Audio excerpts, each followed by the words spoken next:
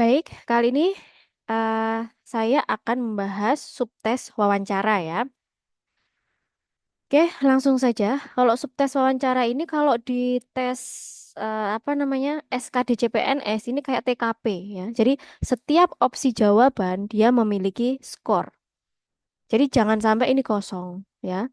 Jadi harus diisi. Nah, masalahnya apa? Kita harus bisa memprediksi jawaban mana yang memiliki skor paling tinggi. Nah, karena ini skalanya A sampai D, maka skala skornya adalah 1 sampai 4. Nah, kita nggak tahu A itu skornya 1 atau 2 atau 3 atau 4. Nah, kita harus bisa menebak, ya harus memprediksi mana yang menyumbang skor tertinggi. Baik, sekarang yang nomor 1. Mengapa Anda memutuskan menjadi seorang dosen? A. Menjadi seorang dosen akan disegani dan dihormati masyarakat sekitar karena dianggap memiliki keahlian di atas rata-rata. Ini terlalu eh, haus akan validasi eksternal ya. Jadi ini skornya tidak tinggi. Oke. Menjadi dosen memberikan saya karir yang jelas dan terukur. Boleh, karir yang jelas dan terukur boleh. Tapi ini kayak kurang-kurang lengkap ya. Yang C, menjadi dosen memberikan saya kesempatan lebih besar untuk memajukan ilmu pengetahuan dan teknologi melalui pendidikan, penelitian, pengabdian kepada masyarakat. Lengkap ada tridharmanya. Nah, ini saya prediksi nilainya 4. Jadi kita milih yang C. Yang D, menjadi dosen akan memperoleh jaminan kesejahteraan melalui penghasilan yang lebih dari cukup. Ini terlalu materialistis ya. Considerationnya hanya masalah benefit atau uang atau gaji. Oke. Kemudian yang nomor 2.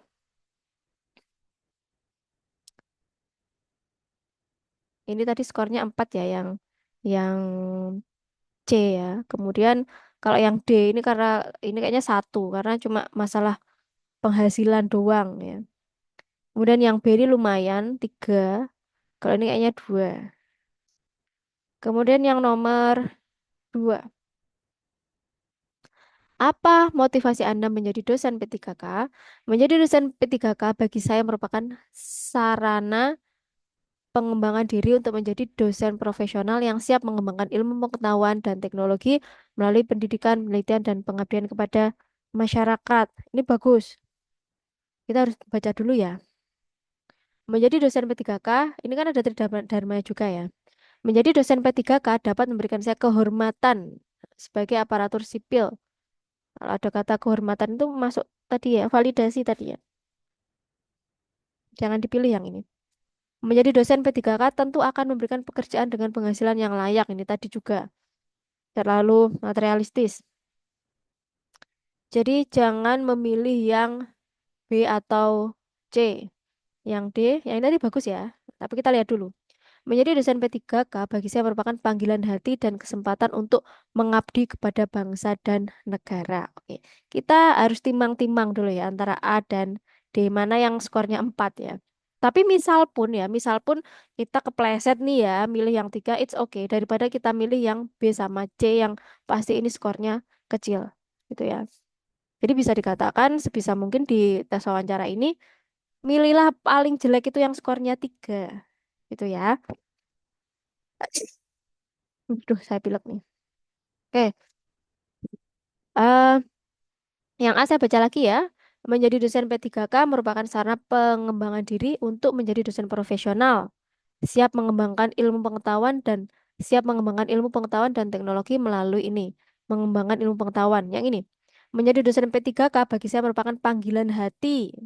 Kesempatan untuk mengabdi kepada bangsa dan negara. Oke, ini Tridharma yang ada di sini itu sudah include di D ini. Mengabdi kepada bangsa dan negara. Ini melebihi tridharma. Panggilan hati ini memang malaikat banget ya, yang D ini ya. Makanya ketika saya melakukan bimbingan TKP di video saya CPNS, saya tuh ada 2 rumus ya. Yang pertama, tidak usah baca soal. Yang kedua, pilih jawaban yang paling malaikat. Yang paling malaikat ya, bukan jawaban yang berdasarkan kepribadian kita, tapi pilih yang paling malaikat. Yaitu yang namanya, kadang kita milih jawaban itu juga harus politis ya.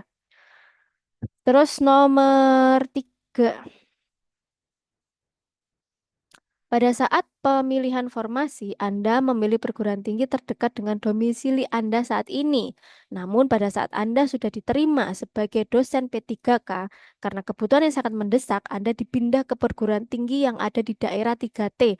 Bagaimana menurut Anda? Ingat, Pak, pilih jawaban yang paling malaikat ya. Walaupun mungkin di dalam hati Anda, tuh saya nggak mau nih di 3T. Oke, ini tes. Ini bukan tes kejujuran ya. Oke. Saya akan menerima keputusan tersebut meskipun dengan berat hati. Ini sudah bagus, tapi ada kata berat hati. Ini sudah tidak mencerminkan malaikat ya ini. Oke. Saya akan mempertahankan pilihan formasi awal saya di perguruan tinggi terdekat.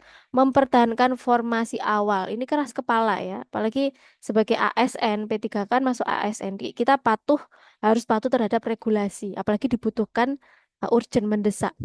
Oke. Kemudian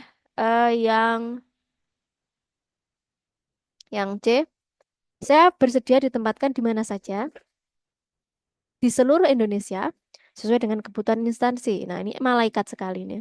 Yang D, saya akan mengupayakan untuk bisa memilih lokasi penempatan sesuai dengan keinginan saya. Nah, ini stubborn juga ini. Ya, yang C ya. Pilih yang paling malaikat. Oke, nomor 4. Ini skornya saya yakin 4 ini yang C. Sekarang yang nomor 4. Sebagai dosen tentu terdapat peranan teknologi informasi dan komunikasi di dalam menunjang kinerja, terutama dalam proses pembelajaran. Menurut Anda, seberapa pentingkah penguasaan teknologi informasi dan komunikasi dalam mendukung kegiatan pembelajaran di perguruan tinggi? A. Persoalan teknis seperti itu sudah ditangani oleh ahlinya, jadi saya cukup berfokus pada pengembangan materi pembelajaran saja. Ada kata saja. Ini kan pasif ya, nggak mau belajar. Jangan dipilih. Meskipun penting, saya tetap menerapkan metode konvensional, apalagi ini, kuno. Kemudian, teknologi informasi dan komunikasi merupakan sarana pendukung yang tidak harus dikuasai dosen, apalagi ini. Saya selalu mengupayakan untuk meningkatkan keahlian dalam penguasaan teknologi informasi, komunikasi dalam rangka mendukung kegiatan pembelajaran. Ini betul. Ya, dalam wawancara ini kayaknya memang mirip-mirip dengan TKP ya. Yang dicari adalah dosen-dosen yang effort, yang pantang menyerah, yang tidak menyerah dengan keadaannya. Misal, oh saya dosen fisika kok, kenapa saya harus belajar teknologi informasi? Bukan yang seperti itu ya. Dosen yang benar-benar mau belajar lagi, walaupun itu di luar bidang pengetahuannya, as long as itu bisa uh, memprovide pembelajarannya bisa lebih up to date. Ya, kalau ada teknologi informasi, misal dulu tidak ada kuisis, sekarang pakai kuisis. Seperti itu ya. Terus nomor 5. Jika Anda diterima untuk jabatan ini, kontribusi apa yang akan Anda lakukan? Bekerja sesuai dengan target dan ketentuan yang ada, tidak perlu berambisi dalam mengejar karir. Apakah benar tidak ambisi itu bagus? Salah ya. Eh, bos ya, bahasanya bos lah ya. Kita kan sebagai pegawai. Bos itu sangat suka ya dengan karyawan atau pegawai yang punya ambisi tinggi untuk mengejar karir. Karena orang yang berambisi biasanya orang itu memiliki etos kerja yang tinggi, kemudian mereka juga tidak menyerah dengan keadaan, selalu belajar dan biasanya rajin. Kita lihat orang-orang eh, yang sukses itu nggak ada yang nggak berambisi. Mereka punya ambisi. Ambisi itu jangan dikonotasikan negatif ya. Kalau selama ambisi itu pada jalur yang benar ya it's okay, nggak apa-apa. Yang 5 salah ya. Kemudian yang 5A nilainya kayaknya 1 ya ini. Bekerja semaksimal mungkin melakukan yang bisa dilakukan sesuai dengan arahan pimpinan. Ini juga bagus. Jadi kita tidak eliminasi dulu, tapi kita lihat dulu apa ada yang lebih bagus lagi. Ini kan sesuai dengan arahan pimpinan. Ini kesannya masih kurang malaikat ya. Kurang ada inovasi. Kalau diarahkan doang gitu kan ya. Saya akan berkontribusi mengembangkan institusi dengan bekerja lebih keras, sungguh-sungguh dan profesional dibanding rekan kerja saya. Nah, ini lebih bagus daripada yang B, maka yang B kita coret ya. Saya akan melakukan inovasi. Nah, ini penting banget ya. Ini bagus banget. Inovasi yang belum pernah dilakukan sebelumnya di instansi saya, terutama inovasi menyelesaikan suatu masalah. Ini yang paling tinggi eh, nilainya. Dalam TKP pun saya juga menjelaskan kepada siswa saya, kepada para audiens saya bahwa inovasi, kalau ada pilihan rajin, ada pilihan nurut, ya ini kan nurut ya, ini sesuai arahan. Milih yang mana dulu? Milih yang inovasi, gitu ya. Oke, nomor 6. Anda merupakan seorang dosen sebuah perguruan tinggi. Peraturan akademik yang berlaku di perguruan tinggi Anda menegaskan bahwa peserta didik yang melewati batas waktu tertentu dilarang memasuki kelas untuk mengikuti perkuliahan. Namun, dosen datang terlambat dalam perkuliahan yang diampunya menjadi suatu kewajaran tanpa saksi yang tegas. Sikap Anda adalah, nah ini harus adil juga ini ya.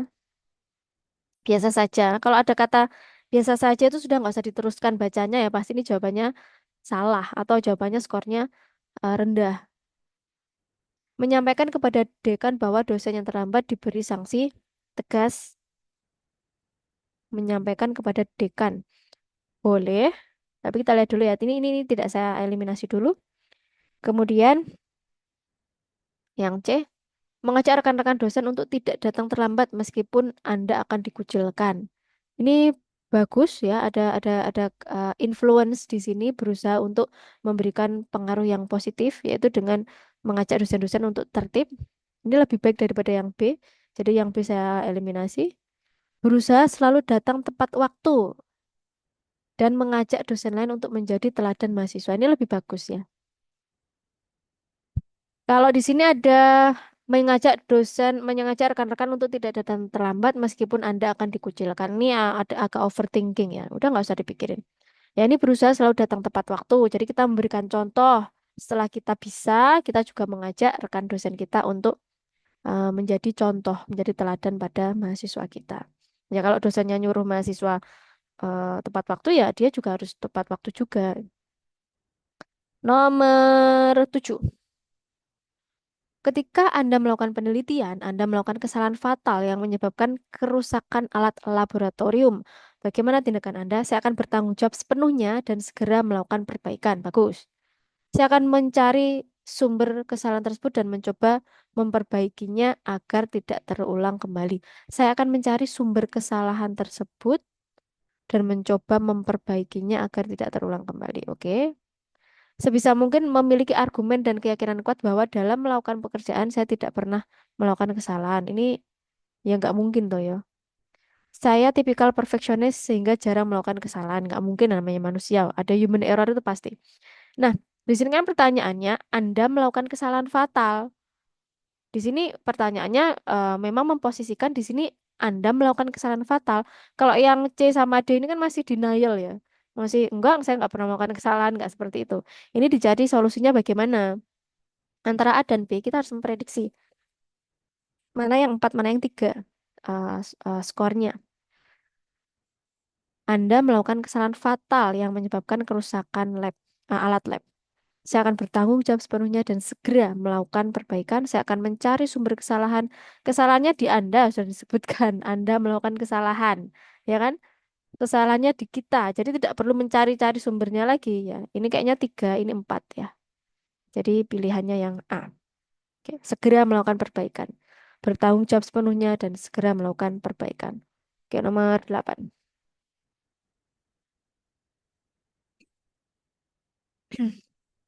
Sebagai seorang dosen, bagaimana sikap Anda ketika ada seorang mahasiswa mengkritik pekerjaan Anda? Misalnya dalam menyampaikan perkuliahan, menurut mahasiswa Anda menyampaikannya terlalu tekstual, terlalu memocok buku, misal. A, saya akan mempertahankan gaya penyampaian kuliah saya karena saya yakin itu sudah benar dan sesuai. Ini tidak open-minded ya. Saya akan mendengarkan dengan baik kritikan tersebut, betul, tapi cuma mendengarkan doang, nggak ada perbaikan. Oke, yang C. Kritik yang membangun menjadi bahan evaluasi saya terlepas dari siapapun yang menyampaikan ini juga betul. Saya akan mempertimbangkan untuk mengabaikan. Nah, ini salah wis mengabaikan. Antara B sama C. B sama C itu salah satunya ada skornya 4, salah satunya 3 ya. Saya akan mendengarkan dengan baik kritikan tersebut. Ini cuma mendengarkan doang ya, kurang kurang lengkap. Lebih lengkap yang C ya. Kritikan yang membangun akan menjadi bahan evaluasi saya, terlepas dari siapapun yang menyampaikan. Oke, ini lebih wise. Ini kayaknya tiga, ini empat. Ya. Nomor 9. Em, apa alasan kuat Anda sehingga dapat diterima sebagai dosen P3K? Nah, kita ditanya alasannya. Kita pede di sini. Ini bukan waktunya untuk apa namanya? Low profile itu enggak. Ini waktunya kita menjual diri kita. Maksudnya biaya menjual diri kita. Menjual kemampuan kita. Kita menunjukkan. Kita di sini suruh show off memang. Kalau ada pertanyaan seperti ini. Apa alasan kuat Anda sehingga dapat diterima sebagai dosen P3K? Saya memiliki kompetensi dan kualifikasi yang sesuai dengan formasi yang saya lamar dan ingin mengembangkan karir di bidang tersebut. Lumayan. Saya sangat siap dan optimis untuk menjadi dosen P3K. Iya, alasannya apa? Ya. Ini kan alasan. Alasan kamu diterima itu apa? Saya siap dan optimis. Kalau masalah siap dan optimis, semua peserta kayaknya juga optimis. Tapi yang ditanyakan itu adalah kenapa? Kenapa kamu siap? Karena saya memiliki kompetensi dan kualifikasi seperti itu ya. Jadi ini kurang mendalam. Terus yang C, saya memiliki kompetensi dan kualifikasi yang sesuai kejujuran dan integritas. Ini bagus. Saya bekerja dengan tulus sehingga yakin dapat menjadi dosen P3K yang profesional. Tulus. Nah, tulus ini terlalu based on feeling ya, perasaan. Ini perasaan. Ya, tulus itu sesuatu yang nggak bisa diukur ya. Jadi kita jawab yang bisa diukur. Maksudnya kayak misal eh, kualifikasi saya tuh sesuai bisa ditunjukkan dengan ijazah atau bolehlah. Ini kan kejujuran juga nggak bisa diukur ya. Cuma di sini juga ada kualifikasi lengkap. Kalau di sini kan cuma eh, perasaan aja ya, sesuatu yang tidak bisa diukur. Ini kurang lengkap ya. Ini tidak usah dipilih yang ini. Berarti antara A dan C ya. Kita bandingkan ya. A dan C. Saya memiliki kompetensi dan kualifikasi yang sesuai dengan formasi yang saya lamar dan ingin mengembangkan karir. Saya memiliki kompetensi dan kualifikasi yang sesuai. Ini juga tadi ada ya, kompetensi, kualifikasi yang sesuai. Ini sama kejujuran dan integritas. Ini ada tambahannya kejujuran dan integritas. Kalau ini ingin mengembangkan karir. Nah, ini kan sifatnya individu ya kalau mengembangkan karir. Kalau ini lebih lebih luas, jujur dan berintegritas. Berarti yang C. Sekarang yang nomor 10. Nomor 10 apa? Apa pendapat Anda mengenai profesionalisme seorang ASN P3K? Apa yang dimaksud dengan profesionalisme? ASN yang memiliki keahlian dan pengalaman teknis dan kualifikasi pendidikan sesuai bidang kebutuhan, boleh. ASN yang memiliki kompetensi teknis, manajerial, dan sosio-kultural sesuai jabatan. Ini yang benar. ASN yang mampu mengakomodasi sesama ASN. Dan ini bukan tugas kita ya, mengakomodasi sesama ASN, baik P3K maupun PNS untuk bekerja berkinerja maksimal, bukan kewajiban. Tapi kalau mau ya, it's okay, ini sunah-sunah aja lah. Kemudian ASN memiliki integritas dan moralitas yang tinggi. Oke, jadi kalau hubungannya dengan profesionalisme, itu kata kuncinya adalah dosen itu memiliki kompetensi teknis, manajerial, dan sosio-kultural sesuai dengan jabatan. Yang B. Oke, selesai ya untuk wawancara. Silakan ditunggu untuk video selanjutnya ya. Assalamualaikum warahmatullahi wabarakatuh.